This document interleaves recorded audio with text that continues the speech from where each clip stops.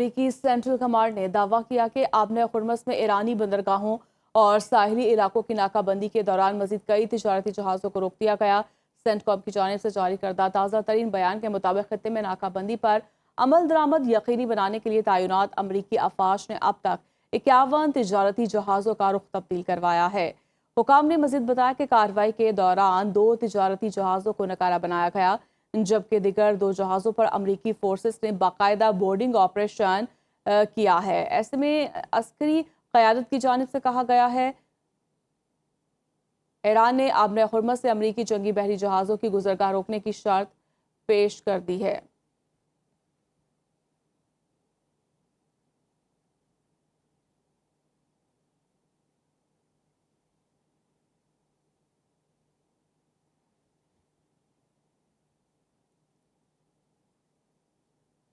ایران نے آبنہ خرمس سے امریکی جنگی بحری جہازوں کی گزرگاہ روکنے کی شرط پیش کر دی۔ امریکی اخبار وال اسٹریٹ جرنل کے مطابق آبنہ خرمس کو دوبارہ کھولنے کے لیے جاری مذاکرات میں ایرانی حکام امریکی بحری جنگی جہازوں کی آبنائے سے گزرنے پر پابندی عائد کرنے کی کوشش کر رہے ہیں۔ ذرائع کے مطابق امریکہ نے ثالثوں کو واضح کر دیا کہ واشنگٹن آبنہ خرمس میں جہاز رانی پر ایرانی پابندیاں یا ٹولز قبول نہیں کرے گا۔ رپورٹس کے مطابق مجوزہ معاہدے میں ایران کے قریب سے گزرنے والی ان باؤنڈ لین اور عمان کے قریب آؤٹ باؤنڈ لین قائم کرنے کی تجویز بھی شامل ہے۔ معاہدے کے تحت اگر ایران آبنہ خرمس کو بغیر کسی رکاوٹ کے تجارتی جہازوں کے لیے کھول دیتا ہے تو ٹرمپ انتظامیہ ایرانی بندرگاہوں کی ناکہ بندی ختم کر سکتی ہے۔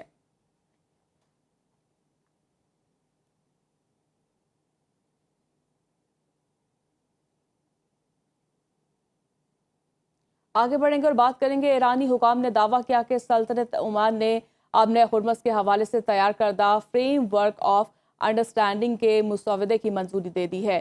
ایرانی پارلیمنٹ کے نیشنل سیکیورٹی اور فارن پالیسی کمیشن کے ترجمان حسن کشادی کے مطابق عمان آبنہ خرمس کے سیکیورٹی اور آپریشنل فریم ورک پر مکمل طور پر رضامند ہو گیا ہے۔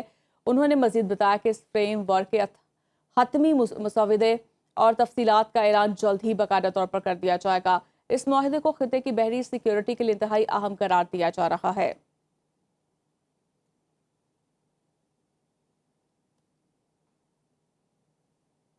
ایرانی نائب وزیر خارجہ کاظم غریب آبادی نے کہا کہ ایران خطے میں امن و استحکام کی بحالی کے لیے ہونے والی کوششوں کا خیر مقدم کرتا ہے اور توقع ہے کہ اس کے بعد خلیجی ممالک کے ساتھ علاقائی سیکیورٹی مذاکرات بھی بحال ہوں گے۔ ایک انٹرویو میں غریب آبادی نے کہا کہ 40 روزہ جنگ اور اسلام آباد مفاہمتی یادداشت پر عمل کے دوران خلیجی ریاستوں میں یہ اتفاق رائے سامنے آیا کہ علاقائی سیکیورٹی کے معاملات خطے کے ممالک کو خود مل کر حل کرنے چاہیے۔ انہوں نے کہا کہ تنازع بڑھنے سے خلیجی ممالک کی سیکیورٹی اور اقتصادی ترقی کو خطرات لاحق ہوں گے، اسی لیے خطے کی ریاستیں اپنی سیکیورٹی خود یقینی بنانے کی ضرورت محسوس کر رہی ہیں۔